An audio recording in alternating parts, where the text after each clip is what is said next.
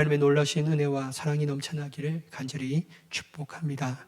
여러분 1절의 말씀을 보시면요, 내가 봄에 보좌에 앉으신 이의 오른손에 두루마리가 있으니 안팎으로 섰고 일곱은으로 봉하였더라. 여러분 오른손에 해당하는 헬라어 에피덴데시아는 문자적으로는요, 오른손 위에라는 의미를 가지고 있습니다. 이건 어떤 의미를 가지고 있냐면요, 권능과 권세를 가지신 하나님의 열려진 손바닥을 의미한다라고 할 수 있죠. 하나님의 권능과 권세를 나타내는 단어이죠. 근데 여러분 이것을 다른 어떤 것을 주목하며 이 뜻을 발견할 수 있냐면요, 이는 세상에 대한 모든 것이 하나님의 주권하에 있음을 말하고 있습니다.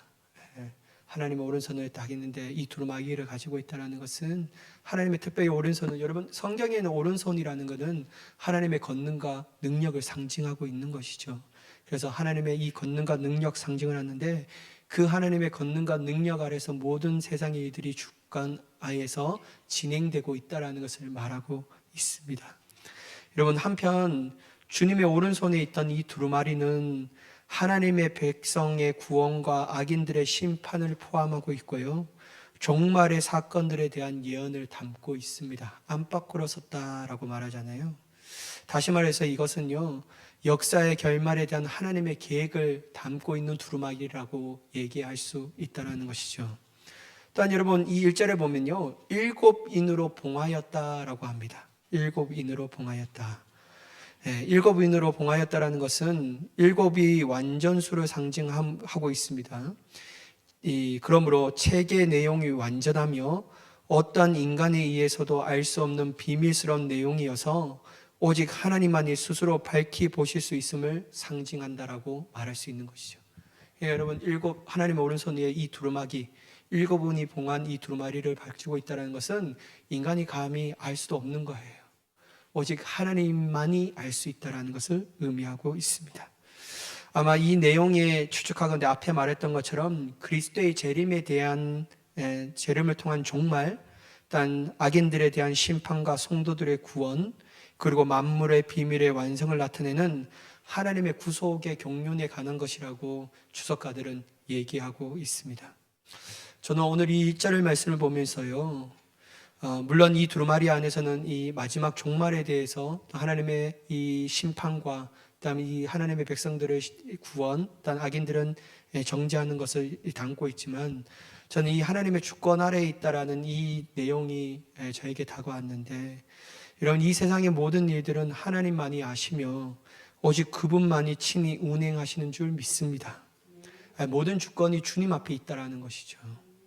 우연이라는 것은 없다라는 것이죠.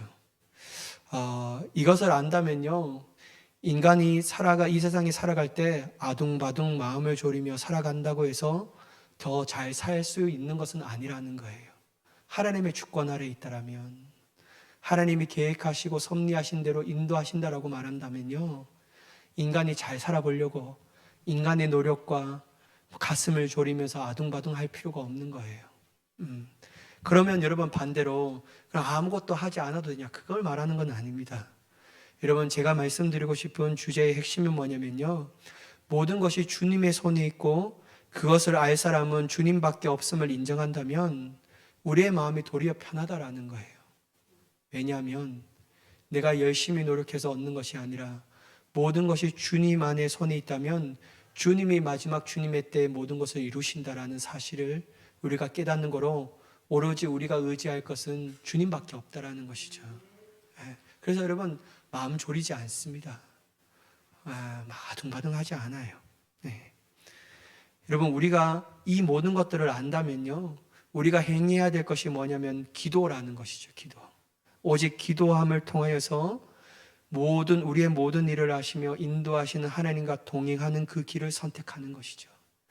오늘도 기도하고 내일도 기도해서 모든 일이 주권하여 하나님의 오른손이라는 이 권능과 능력 아래에서 진행되는 모든 일들을 기도를 통하여 주님과 동행함을 통하여 하나님의 뜻이 이루어지는 것들을 발견하게 되는 것이죠. 그러니까 여러분 너무 아둥바둥하면서 살지 마시기 바랍니다.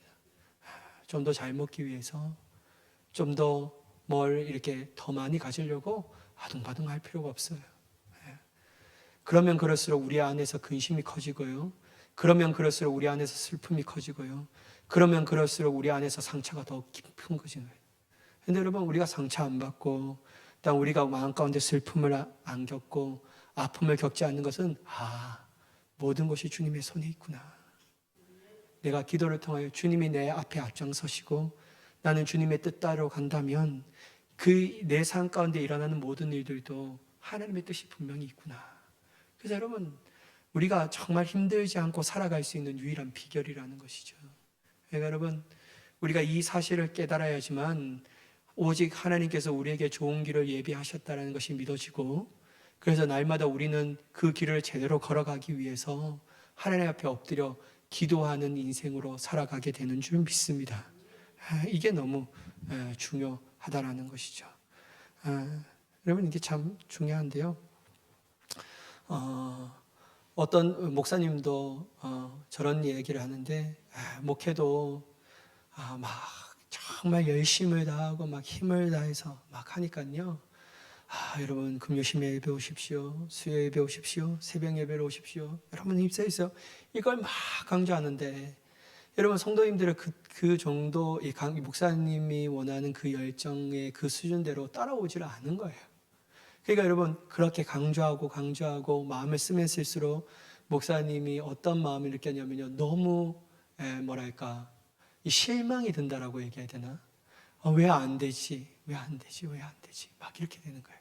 근데 그 목사님이 얘기하시는 것 중에 하나가 뭐냐면, 그것 또한 다 내려놓고 주님이 일하실 것을 바라보며 엎드려 기도하고 주님의 얼굴을 구하면 주님이 하신다. 주님이 하셔야지 뭔 사람이 아둥바둥 한다고 해서, 목회도 아둥바둥 한다고 해서 되는 것도 아니고, 주님이 원하시는 대로, 주님의 뜻하시는 대로 살아간다면 하나님이 이 목회를 이루어 가시고, 하나님께서 사람을 보내실 뿐만 아니라 하나님께서 더욱더 큰 은혜를 부어주신다. 이걸 말하는데요, 처음에는 막 이해가 되지 않는 거예요. 근데 필리핀에서 제가 목회를 할 때 그때 좀 이해가 되더라고요. 저는 막 이렇게 해보려고 막 하는데 잘 안 돼요. 여러분, 한인 목회가 좀 어렵잖아요. 그러니까 더 안 되는 거예요. 근데 하나님이 하셔야지. 내가 너무 내가 목회의 방향성을 정해놓고 하나님 이렇게 와야 합니다, 이렇게 오셔야 합니다 라고 하는 것은, 하나님은 내가 뜻하신 바의 목회의 방향성과 전혀 다른 것을 뜻하실 수도 있는데, 내가 너무 하나님은 내 방향과 내 뜻대로 막 끌고 오려고 했구나. 여러분, 이건 다른 말로 말하면요, 하나님의 주권과 하나님의 권능과 능력을 무시하는 처사입니다. 주님이 하셔야 돼요. 주님이 하셔야 되는 거예요. 주님이 하셔야지만요, 그게 하나님께서 우리에게 가장 좋은 것을 주시는 하나의 은혜의 역사가 일어난다라고 할 수 있다라는 것이죠. 저와 여러분의 삶 가운데 날마다 모든 주권이 주님 앞에 있다라는 것을 믿고 기도함을 통하여 주님 앞에 더욱더 가까이 나아갈 수 있는 우리가 되기를 예수 그리스도의 이름으로 간절히 축복합니다. 2절과 4절의 말씀을 보면, 또 봄에 힘 있는 천사가 큰 음성으로 외치기를, 누가 그 두루마리를 펴며 그 인을 떼기에 합당하냐 하나, 하늘 위에나 땅 위에나 땅 아래에 능히 그 두루마기를 펴거나 보거나 할 자가 없더라. 그 두루마기를 펴거나 보거나 하기에 합당한 자가 보이지 아니하기로 내가 크게 울었더니. 여러분, 4절의 말씀을 보면요, 사도 요한이 크게 울었다라고 성경은 기록하고 있어요. 내가 크게 울었다.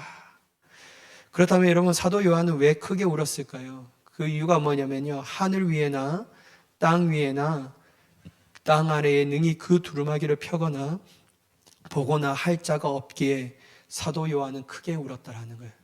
감히 어떤 누구도 그것을 인을 떼어서 그 내용을 볼 사람이 없다라는 거예요. 그러니까 이렇게 하나님의 뜻을 알지 못하니까 어떻게 할까 막 두렵은 것이죠.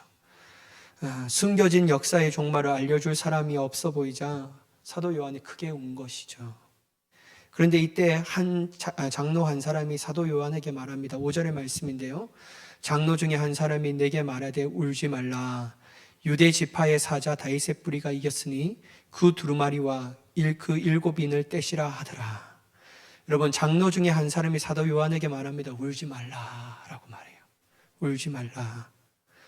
유대 지파의 사자의 다윗의 뿌리가 승리했으므로 그가 두루마리와 7인을 떼실 것이라고 말하고 있다는 거예요. 이것 때문에 울지 말라는 거예요. 그 종말의 역사가 숨겨져서 어찌 우리가 이 종말의 역사를 알지 못하고 어떻게 우리가 살아갈 수 있을까?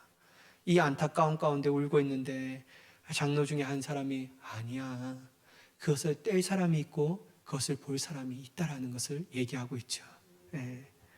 그게 바로 유다 지파의 사자 다윗의 뿌리가 이겼으니 그 한 사람이 그 사람을 바로 가리키고 있다라고 할 수 있습니다. 여러분, 우리는 7교회에 보낸 편지에서 이기는 자에게 대한 상급이 약속된 것을 알 수 있는데요, 예수님 역시 이기셨기에 두루마기를 펴고 7인을 떼시기에 합당하다라는 거예요. 여러분, 예수님의 이기심과 우리의 이기심은 전혀 질적으로 차원이 다른 거죠. 예수님의 이기심은 죄와 사망의 권세를 이기신 하나님의 최종적 승리를 주님이 이미 가지고 계시다라는 거죠. 그래서 이 승리를 가지신 이 예수님만이 그 7인을 봉해졌던 이 두루마기를 펴셔서 무지한 우리를 가르치고 계시다라는 것이죠. 여러분, 사도 요한은 이 말을 듣고 본 것이 있습니다. 6절의 말씀 보면 내가 또 보니 보좌와 네 생물과 장로들 사이에 한 어린 양이 서 있는데 일찍이 죽임을 당한 것 같더라. 그에게 7뿔과 7눈이 있으니 이 눈들은 온 땅에 보내심을 받은 하나님의 7영이더라.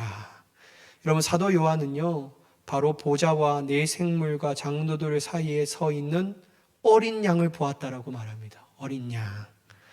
여러분, 요한계시록에서 예수님이 사자로 등장하는 것은 요한계시록 5장 5절뿐이고 다른 곳에는 예수님에 대해서 뭐라고 얘기하냐면요, 어린 양이라고 말해요. 어린 양이라고 얘기합니다. 여러분, 사자의 이미지는 어떤 이미지를 띠고 있습니까? 강력한 승리자의 이미지를 띠고 있죠. 반면에 어린 양은 십자가에 죽음 당하신 예수님의 희생 이미지를 띠고 있습니다. 그러나 요한계시록에 등장하는 어린 양은 복음서의 어린 양과 다소 다른 모습을 가지고 있는데요, 요한계시록의 어린 양에 대해서 뭐라고 얘기하냐면요, 7뿔을 가지고 있다는 거예요. 여기서 7뿔은 능력을 상징하고 있습니다. 능력을 상징하는데 7뿔은 어린 양의 완전한 권능을 나타내고 있다는 거예요. 여러분, 우리가 앞에 말하는 어린 양은 이 십자가의 죽음에서 희생당하신 정말 우리를 위하여 희생당하신 그 예수님의 이름인데, 여기 요한계시록에 나왔던 이 어린 양은 7뿔을 가지신 완전한 권능을 가지신 예수님을 의미하고 있다는 거예요. 또한 여러분, 어린 양의 7눈이라고 얘기하는데 이건 뭐냐면 온 땅에 보내심을 받은 하나님의 7영은 모든 것을 살피고 아시는 성령을 상징하고 있다는 것이죠. 사랑하는 여러분, 여기서 우리가 주목하며 또 우리가 바라보아야 할 것이 있습니다. 여러분, 어떤 상징 다 좋죠. 근데 여러분, 이것이 중요한 것이 아니라 오늘 이 본문이 주는 메시지가 뭐냐면요, 우리의 유일한 구원자가 되신 예수님이 온전한 하나님의 뜻을 알 수 있다는 것이죠. 이 예수님만이 온전한 하나님의 뜻을 알 수 있다는 거예요. 오직 그분을 통해서야만 죄와 사망을 이기고 하나님께서 주시는 마지막 승리를 얻으며 영원한 생명에 들어가게 되는 줄 믿습니다. 이 예수님이 그 인을 떼었기 때문에 어떤 인간이 이것을 보았다라고 말하면 다 거짓이라는 거예요. 내가 하나님의 마지막 종말 몇 월 며칠 날 일어나며 어떻게 일어날 것이며 이거 알 사람이 없는 거예요. 오직 예수님께서 하나님이 보여주신 그 제한된 것에서 우리를 가르쳐 주시고, 또 성령님을 통해서 우리가 이 땅 살아갈 때 현 시대를 바라보는 것이 아니라 마지막 그때에 이뤄질 하나님의 구원을 바라보게 하셔서 험한 세상 가운데서도 승리하게 나아가게 된다라는 것이죠. 그래서 여러분, 어린 양 예수님이 중요하다라는 것입니다. 여러분, 우리는 사람을 따라가는 신앙, 환경을 따라가는 신앙생활을 해서는 안 됩니다. 이 땅에 의지하는 것을 따라가는 신앙을 가져서는 안 된다는 것이죠. 사람 의지하고 환경 의지하고 단 이 땅에 의지할 것을 의지하면 결국 여러분, 우리는 그 사람이 망할 때 우리도 같이 망하는 거예요. 그래서 여러분, 우리가 의지할 것이 이 땅에는 아무것도 없어요. 아무것도 없습니다.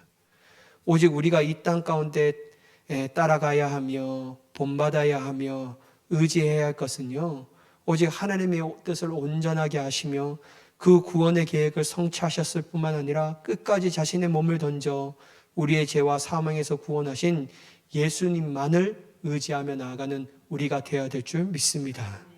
그분께서 이끄시는 대로 순종하며 나아가야 하는 거예요. 근데 여러분, 인간은 보이는 것에 민감하기 때문에 자꾸만 내 눈에 보이는 대로 의지하려고 한다는 것이죠. 그러니까 여러분, 우리가 같이 넘어진다라고 얘기할 수 있다는 거죠.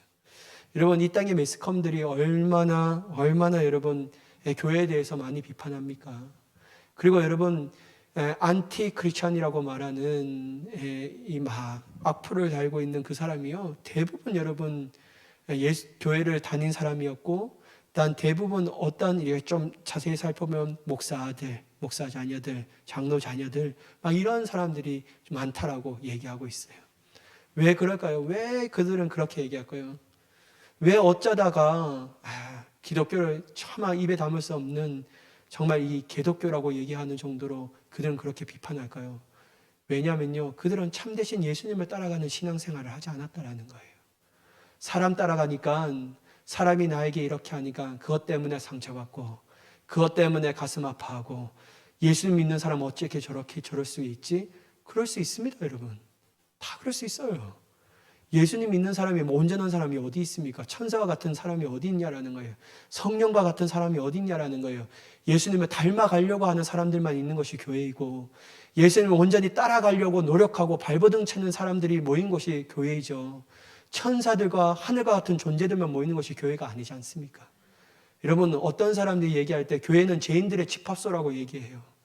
죄인들이에요. 온전한 사람이 없는 겁니다. 단 하나, 이 세상에 살아가는 죄인들과 교회 안에 있는 죄인들이 다른 이유가 딱 하나 있는데, 그게 뭐냐면요, 마음가짐이 다른 거예요.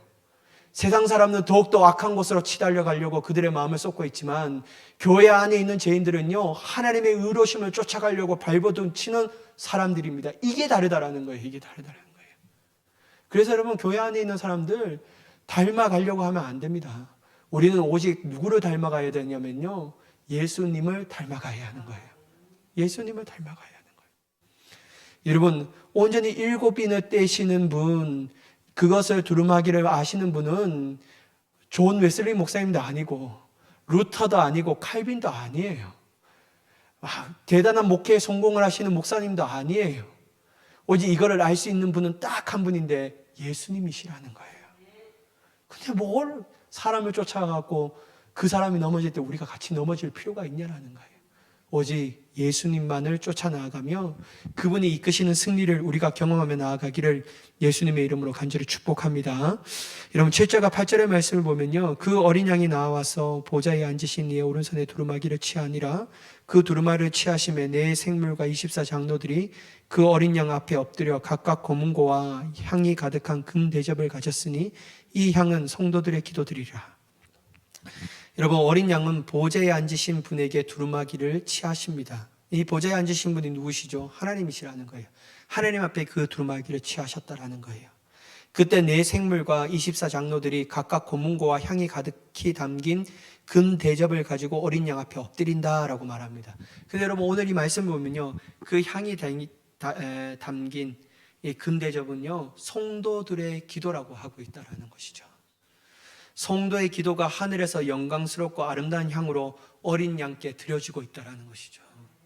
사랑하는 여러분, 세상의 고난 가운데 기도할 힘이 설사 잃어버렸다고 할지라도 우리가 이 말씀을 다시 주목하며 묵상할 필요가 있다는 것이죠.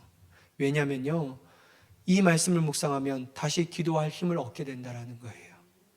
기도의 자리로 나아갈 수 있다는 것이죠. 여러분, 성도의 기도는요, 절대로 헛될 수가 없다는 것이죠. 성도가 기도하면 기도할수록 하나님께서 친히 응답하시고 하나님의 뜻을 우리의 삶 가운데 성취하게 하시는 줄 믿습니다. 그래서 여러분, 기도하지 않고 신앙생활을 하는 것은요, 여러분, 어불성설이라는 거예요. 우리가 정하는 시간 가운데 기도하지 않고 우리가 기도의 자리를 사모하지 않고 나아간다면요, 우리는 믿을 수가 없는 것이죠. 절대 믿을 수가 없다는 것이죠. 제가 정양희 목사님이 오늘의 교회 가운데 이 설교하실 때, 기도하지 않는 이 신앙인들, 기도하지 않는 그리스도인들은 그들의 믿음을 진짜라고 인정할 수 없다라는 거예요. 이 얘기한 적이 참 인상 깊었는데요. 여러분, 내가 그리스도인이라면 기도하는 것이 당연하다라는 거예요. 기도가 얼마나 중요한지 깨닫고 있기 때문에, 그 기도가 얼마나 우리의 삶 가운데 얼마나 중요한 능력을 차지하고 있는지. 그래서 여러분, 우리가 아무리 힘들더라도, 아무리 바쁘더라도, 아무리 가슴이 아파 기도할 힘이 전혀 없을지라도요, 우리를 향해 이 향을 달고 금대접에 다 금양로로 옮길 때 그거를 받으시는 하나님께서 아름답고 영광스럽게 받아주신다라는 것이죠. 그래서 여러분, 기도해야 합니다. 기도해야 돼요. 여러분, 기도하면요, 우리는 영적인 것을 보게 됩니다. 기도하지 않으니까 자꾸만 인간적으로 생각하는 거예요. 기도하지 않으니까요, 영적으로 어두워져서 보이는 것마다 실망하게 되고, 보이는 것마다 슬픔을 가질 수밖에 없고, 보이는 것마다 감정이 상할 수밖에 없는 것이죠. 근데 기도하면요, 하나님이 행하시기 때문에 설레고 기대가 되고 소망을 가질 수밖에 없는 줄 믿습니다. 어제 기도함을 통하여 주님의 일하실 것을 바라보며 특별히 우리의 기도를 외면하지 아니하시는 하나님을 바라볼 수 있는 기도의 사람이 되기를 간절히 축복합니다. 다음 9절과 10절의 말씀을 보면 그들이 새 노래를 불러 이르되 두루마기를 가지시고 그 인봉을 떼시기에 합당하시도다. 일찍이 죽음을 당하사 각 족속과 방언과 백성과 나라 가운데서 사람들을 피로 사서 하나님께 드리고 그들로 우리 하나님 앞에서 나라와 제사장들을 삼으셨으니 그들이 땅에서 왕노릇하리로다 하더라. 여러분, 그들은 새 노래를 불러 어린 양이 하신 일을 찬양합니다. 어린 양은 일찍이 죽음을 당하셔서 온 세상 가운데 사람들을 피로 사서 하나님께 드리셨다라는 거예요. 여러분, 예수 그리스도를 믿는 사람들이 하나님 앞에 헌신되어야 되고 충성해야 되고, 사람에게 충성하는 것이 아니라 하나님 앞에 충성되어야 할 의무가 뭐냐면요, 책임이 뭐냐면요, 예수 그리스도의 피가 우리를 사서 하나님께 드려졌다라는 거예요. 사람에게 드려진 게 아니에요. 어떤 기관에 드려진 게 아니에요. 어떤 사람에게 우리에게 드려진 것이 아니라는 거 분명하게 얘기하고 있습니다. 여러분, 우리가 예수 그리스도의 피의 은혜를 얻었다라면요, 우리는 하나님 앞에 드려진 사람인 줄 믿으시기 바랍니다. 그래 여러분, 하나님 앞에 충성되게 행해야 되는 거예요. 우리가 헌신해야 할 이유, 하나님 앞에 죽도록 충성되어야 할 이유가 뭐냐면요, 예수 그리스도의 어린 양의 피로 말미암아 사서 하나님 앞에 드려진 자가 되었기 때문입니다. 그래서 여러분, 당연히 충성해야 되죠. 당연히 헌신해야 되는 거예요. 이건 당연한 겁니다. 당연한 거예요. 근데 여러분, 충성하지 아니하려고 하고 헌신하지 아니하려고 하고 좀 복잡하고 어려운 것들은 피하려고 하고 편하고 정말 안락적인 이 신앙생활을 한다는 것은 예수 그리스도께서 우리를 피로 사서 하나님께 드려진 이 놀라운 진실과 진리를 외면하는 사람들의 마음의 태도라고 할 수 있다는 것이죠. 여러분, 우리는 피로 값주고 사신, 그리고 하나님 앞에 드려진 자가 되는 줄 믿으시기 바랍니다. 또한 여러분, 나라와 제사장으로 삼으셨고 그들이 땅에서 왕노릇하게 하셨다는 거예요. 누구로? 예수 그리스도의 피로 건세로 말미암아 우리가 다 제사장이 된 거예요. 왕노릇 되게 되었다는 거예요.